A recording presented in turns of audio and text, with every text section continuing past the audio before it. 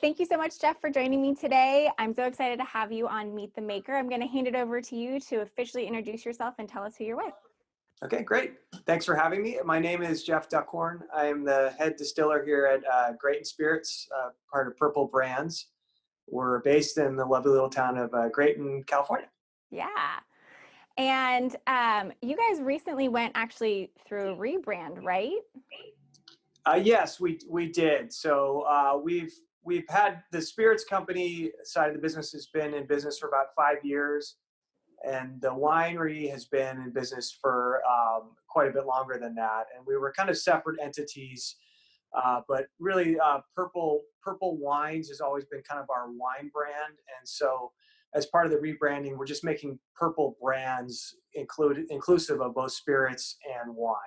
Awesome. So And what is your guys' spirit lineup? You have a couple different ones and they're all delicious. we do. I'm not in my office. I don't have bottles. I should have brought bottles. Okay. But I do have the shirt on. So Yeah. Redwood Empire is our whiskey lineup, and that's made up of 3 different whiskeys. We have Pipe Dream, which is our bourbon, and that's the red shirt I have. And then Emerald Giant is our rye whiskey, and then we have a rye bourbon blend that's Lost Monarch. Really nice. Yeah, I have your green one, which I think is the second one you mentioned. Yes, Emerald Giant. Yeah, that one's delicious. I mean, they're all delicious, but that one I particularly am fond of. That's kind of my favorite as well. I definitely jam towards the spicy rye, so I like that one quite a bit. Yeah. And then Grayton also recently released a vodka. Is that right? We did, yeah. So our other lineup, our clear spirits, so to speak, are under Benham's, which is actually our owner's name. And so Benham's Gin is what we launched with, and then Benham's Vodka, which we did initially come out with in 2016, I believe, vodka just for California, and did a little bit of it, but went through rebranding and kind of refreshed the package on that, and just relaunched that earlier this year. Yeah, I think I tasted that this last, I think August, September at the Craft Carnival in San Francisco, and it was so delicious. It was just such a pleasant surprise that it actually had some good flavor to it. It wasn't just like this in your face kind of harsh vodka, so much so that we bought a bottle and then right then and there, and then we also gave it as a birthday present to my father-in-law. Nice. Yeah. As a distiller, like, vodka's not the most exciting thing in the world, to be honest. So as we did with our gin when we launched that, and our whiskey, like, we like to do a lot of R&D and tasting and just seeing what's out there. And so for the vodka, that really kind of gave me the opportunity to kind of dive back into that category. I'm not a big vodka drinker. I'm definitely more of a whiskey drinker. But it was interesting to taste all the different ones out there. And yeah, there are nuances within vodka. It's kind of this weird category where you're technically supposed to really make a neutral product per the TTB regulations, the federal regulations. But within that, you do have some nuance to play with. And that's what we tried to do by using some different components. So we have both corn, wheat, rye on the grain base, and then there's also some grape base as well. They all kind of add a little bit of flavor to the overall product, the overall spirit. Yeah, and it probably really changes even like the mouthfeel and adds a lot of different complexities. Oh yeah, like wheat for me is kind of my favorite because it does have that nice texture that you would think of with wheat. It's kind of that creaminess and that nice mouthfeel. And then rye kind of gives it a little bit of spice, which, as you were saying, we want it to have some flavor, not be totally neutral and just, rubbing alcohol. Exactly. So, and then the grape gives it a little bit of kind of a fruity top note. So it was fun, something different. So yeah. Awesome. So how did you get started in distilling? I mean, it sounds like you obviously have a strong hold on the wine business. And so was it just a natural progression? Like, how did that work for you? Well, I mean, I think my path is a little bit different to distilling, although as a distiller and talking to distillers out there, we all kind of have different paths because there really isn't a lot of formal education for distillers, unlike wine, where there's lots of programs, even here locally in Sonoma County, to become a winemaker. Distillers traditionally kind of came from other trades and worked their way up, or, a lot of it's from the brewing side. Personally, I have a finance background. And so Oh, I started at Purple just about, it'll be 9 years in June that I've been here. And I was hired on to be a cost accountant, general ledger accountant, and kind of help manage the books. So that was why I was hired on. That's kind of what I've done professionally for the last 20 plus years.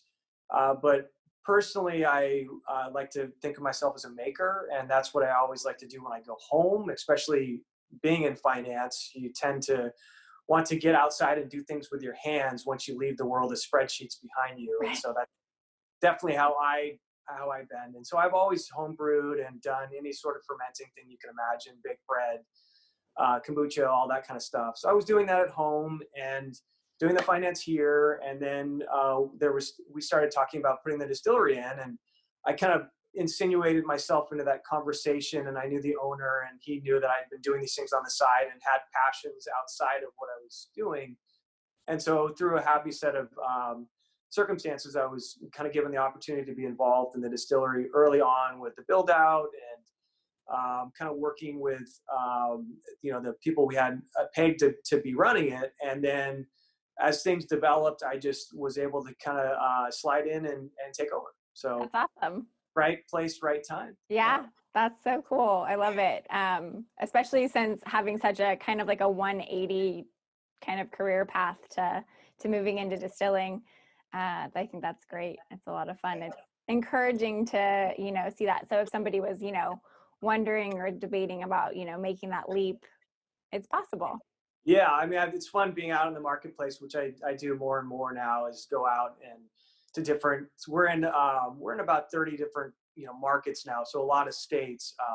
But it's fun to go out and talk to people, and when they hear that story, every once in a while, I'll find an account and like, you've inspired me to try something different. Yeah, I mean, it's cool. It's really fun, but it is nice to have that finance background, that spreadsheet background, to help drive what we're doing, because it's important to understand what things cost and kind of all the ins and outs with making products, and so it helps. It definitely helps. Yeah, the meticulousness that with a finance degree has a lot of translations, I think, in a variety of ways, from knowing just pure costs, but also having like that detail oriented sense about yourself.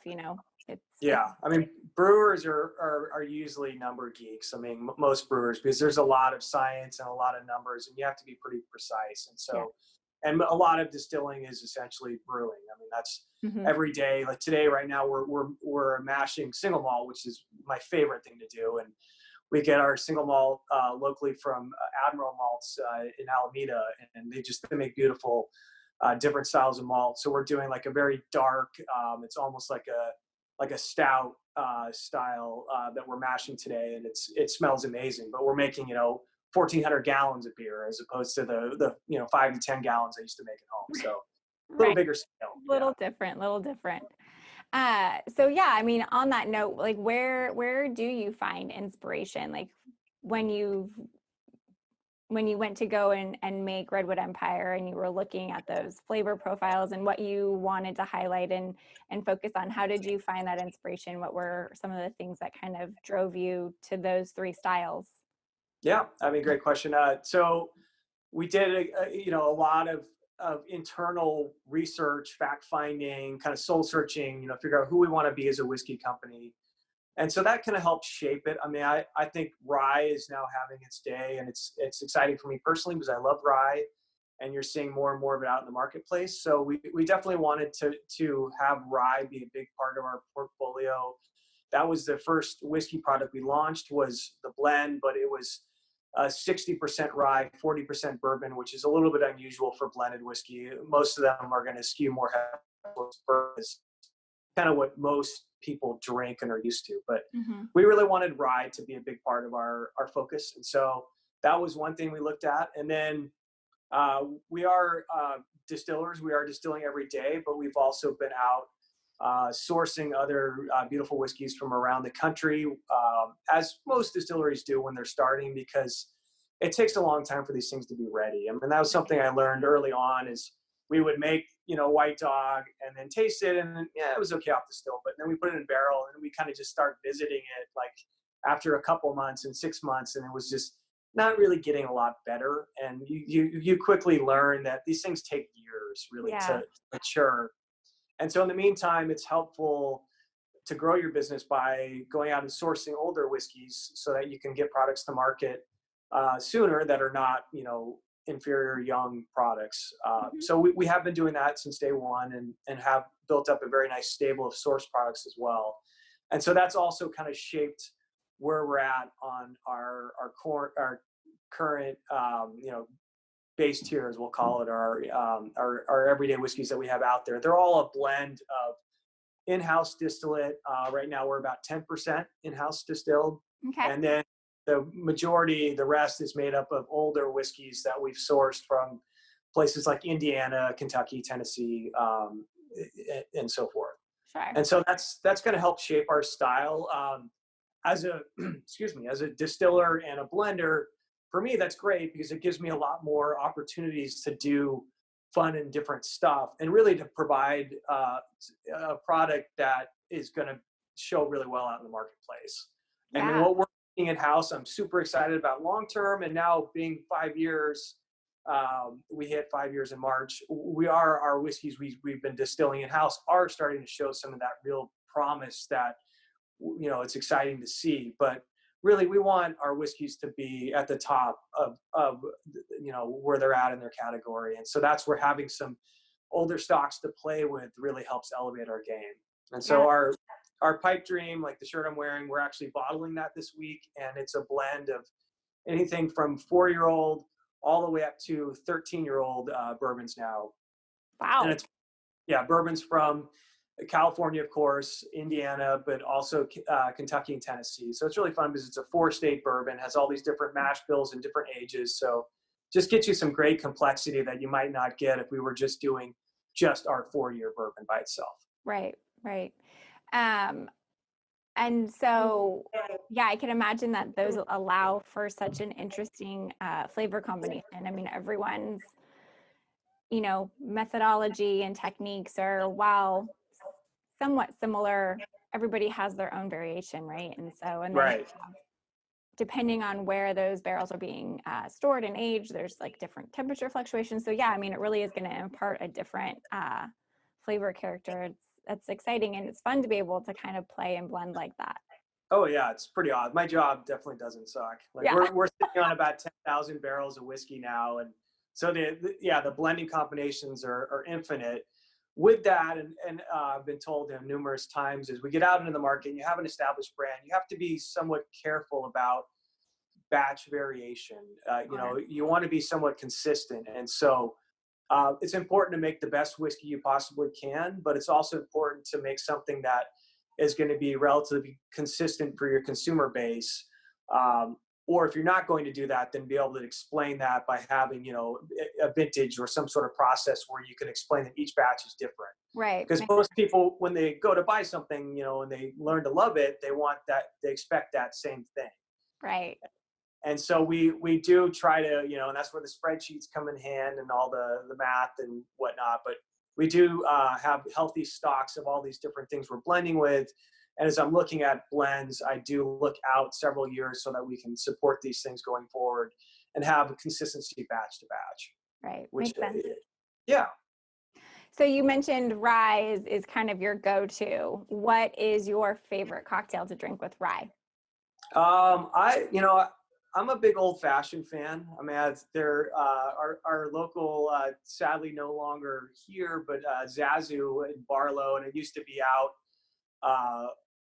farther out in the country years and years ago, as people that remember it. But there's a bartender there, this guy Fred, that used to make this amazing old-fashioned, and just the process of it. And he would take the orange and just have that like spritz down just perfectly where you get that poof over the glass. And like, it was awesome. And so I really do jam on a good old fashioned. It's just, there's something very simple about it where you're not throwing too many ingredients into the cocktail to kind of overwhelm. I mean, I want my whiskey to show, obviously, in the cocktail I'm drinking. So I'm a big fan of old fashioned. Also, I would maybe a Manhattan with a hit of Amaro instead, and kind of dial back the sweet vermouth. Mm. I tend towards the more robust flavors, not so much the sweet. So yeah, those are kind of two that are on my list. Very classic cocktails. Yeah, the old fashioned is one of my favorites. I wasn't recently introduced to it, but probably about 6 or 7 years ago, I really started to kind of to find more interest in them, and they're delicious. They're definitely one of my go-to, nice dinner out kind of cocktails. Right. And they're fun to play with at home too, because you can simple variations like changing your bitters, or doing some other kind of light syrup changes can really change the flavor profile of Oh it, yeah. which No, is so much it's cool. fun. Zazu, yeah, their cocktails were phenomenal. One of my favorites was like a bacon bourbon sour. Oh yeah. Oh, so Super good. good.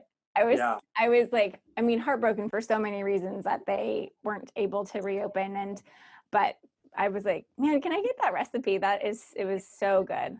So good. Yeah, and I think they took the bacon and then they would put that in the burger, Yeah. uh, in the meat too, like not just on top of the burger, so that they would soak the whiskey. The whiskey would have the bacon flavor, and then the burger would have this amazing whiskey bacon flavor. So I'm this hungry. really, yeah, super awesome. So, I mean, given the current state of everything and some of the relaxations to ABC laws, where or how is the easiest way for people to find your products and order them? I mean, we don't have a tasting room, just based on where we're at, Grayton being kind of off the beaten track, and just our location just doesn't really lend itself to it currently. So unfortunately, we don't have direct pickup yet, or so you're still having to go to a retailer. I mean, that being said, I think our retailers more and more are starting to reopen up for curbside delivery. Yes. Bottle Barn is one of my favorites. I always love sending people there. I get lost every Great. time I go in there. Like It's it's time warp, that place. You come out, you're like, where did those 2 hours go? So exactly. My intention is always to go in there for like one thing, and I end up with a shopping cart full of so many different things, and I was like, it's the best shopping experience for sure. It's so much fun. They have such great stuff. So yeah, they're great. Yeah, I mean, I think most of the local places are going to have our stuff now. So Okay, perfect. yeah.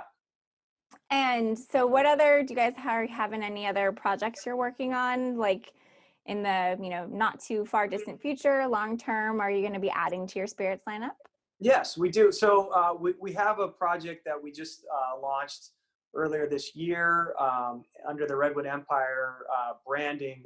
It's called Haystack Needle, and it's a single barrel program that's taking this 12-year-old Indiana bourbon that we bought 4 years ago and have been sitting on in Grayton here for the last several years, and finishing it in different local barrel treatments. So we are a winery in addition to a distillery, so we have this great access to wine barrels. And so we played around with different barrels, and for the first round of it, we did Cabernet from our Scattered Peaks Cab brand, which is a Napa Valley Cab, beautiful Cabernet.